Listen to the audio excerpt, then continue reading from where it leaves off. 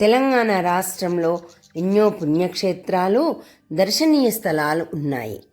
అందులో గద్వాల్ జిల్లాలోని అలంపురం గ్రామంలో ఈ యొక్క జోగులాంబ క్షేత్రం వెలిసినది. ఈ జోగులాంబ క్షేత్రం శక్తి పీఠం. ఇది తుంగభద్ర నదీ తీరంలో ఉన్నది. అంతేకాదు, మన భారతదేశంలోని అష్టాదశ శక్తిపీఠాల్లోని 5వ స్థానంగా కూడా ఈ శక్తిపీఠాన్ని మనం కొలుస్తాము. ఈ యొక్క శక్తిపీఠం యోగులాంబగా పిలుస్తారు. ఇక్కడ అమ్మ రౌద్రం అనగా ఉగ్రరూపంగా మనకు కనిపిస్తూ ఉంది. స్థల పురాణం ప్రకారం దక్ష ప్రజాపతి యజ్ఞంలో సతీదేవి ఆత్మాహుతి చేసుకుంది. ఆమె శరీర భాగంలోని దవడ ఈ ప్రాంతంలో పడ్డట్టు స్థల పురాణం. అంతేకాదు, మరి చరిత్ర తెలుసుకుంటే బాదమే చాళుక్య రాజైన 2వ పులకేశిచే ఈ యొక్క క్షేత్ర నిర్మాణం ప్రారంభించినదని చరిత్ర చెబుతుంది.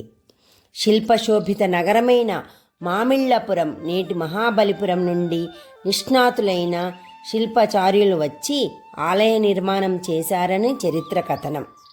నవబ్రహ్మ ఆలయాలు చూపరుల దృష్టిని ఆకర్షించే రమణీయమైన, నిరాడంబరమైన, శిల్పశోభితమైన దివ్య నిర్మాణం. విహంగ వీక్షణం చేసినప్పుడు ఎత్తైన ఎర్రని కొండల వలె ఈ క్షేత్రం మనకు కనిపిస్తుంది.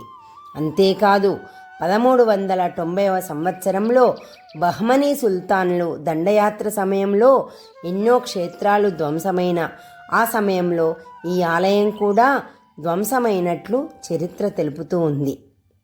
ఆనాటి నుండి అమ్మవారి ఒక విగ్రహాన్ని బాలబ్రహ్మేశ్వర స్వామి ఆలయంలో ఉంచి పూజలు చేసినట్టుగా కథనం.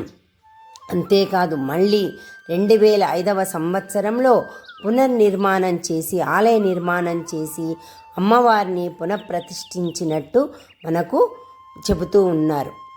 అంటే ఇంత మహత్తరమైన, మహిమాన్వితమైన ఈ క్షేత్రాన్ని, మనకు ఆహ్లాదకరమైన తుంగభద్రా నదీ తీరంలో ఉన్న ఈ క్షేత్రాన్ని మనం అందరం దర్శించుకొని అమ్మ ప్రేమకు పాత్రులం కాగలమని కోరుతూ ఉన్నాను.